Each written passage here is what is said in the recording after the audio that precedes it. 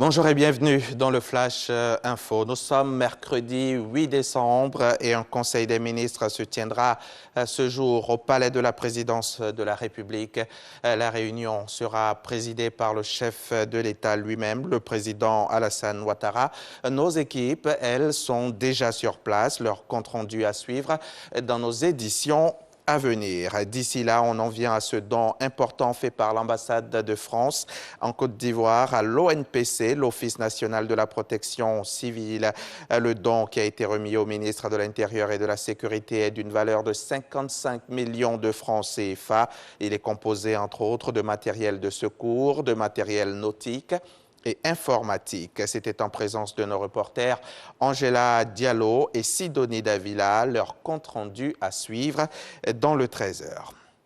Depuis le 6 décembre dernier, nous sommes sous le baobab à Dabou, Bonoua, Daoukro, Béoumi et Toumaudi. Sous le baobab, c'est un concept de dialogue intercommunautaire, un projet de l'Union africaine dans le cadre des efforts de l'instance pour la paix en Côte d'Ivoire. C'est donc du 6 au 10 décembre prochain. Les précisions de Serge Pacom Didi et Issa Chonayo. L'Union africaine initie un projet de dialogue intercommunautaire dans les villes de Dabou, Daoukro, Béoumi, Toumaudi et Bonoua. Ces zones ayant connu de fortes turbulences lors des élections présidentielles de 2020. Sous le baobab, tel est l'intitulé de ce projet qui se tient en partenariat avec l'ONG Aube Nouvelle. Les villes ont été choisies en raison de l'histoire récente, en 2020, mais avant également, il y a eu des violences très fortes qui ont secoué ces villes. Il y a eu des drames d'une certaine ampleur, et donc les plaies sont ouvertes. Il y a beaucoup d'initiatives, il faut toujours appuyer toute initiative nouvelle pour pouvoir renforcer la cohésion sociale. C'est un bon projet, dans le sens où il s'inscrit dans le cadre de la réconciliation nationale et de la cohésion nationale. La vision de l'Union africaine et de l'ONG Aube Nouvelle s'inscrit parfaitement dans celle de M. le ministre de la Réconciliation et de la Cohésion nationale, en vue de ramener la paix et la cohésion au sein de toute la couche sociale du pays.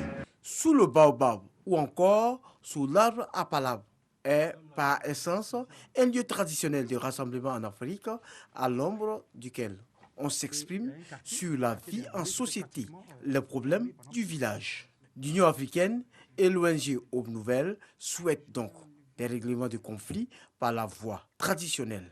L'ambition sous le baobab avec l'Union africaine et Aube Nouvelle, une ambition au titre évocateur, tend à cette fin et veut enraciner la culture du dialogue auprès des communautés de base.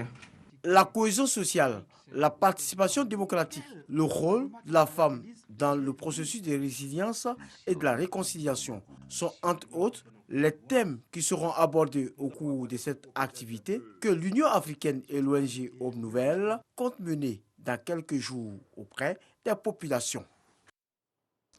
Le C2D, le contrat de désendettement et de développement en sa phase 2, prévoit un volet appui aux AGR, les activités génératrices de revenus des jeunes des districts autonomes. Pour Yamoussoukro, une enveloppe globale de 720 millions de francs CFA va financer 1240 jeunes. La mise en œuvre de ces différentes activités pilotées par le district autonome a démarré vendredi dernier, date de lancement par le ministre de la Promotion de la Jeunesse et le ministre-gouverneur du district autonome du volet appui aux activités génératrices de revenus dans le cadre donc du C2D à Yamoussoukro. Léon Brou nous en parlera plus en détail dans le 13h. Au Mali, Omar Mariko restera en prison jusqu'à son procès. Le président du parti Sadi était retenu depuis hier matin dans les locaux de la gendarmerie.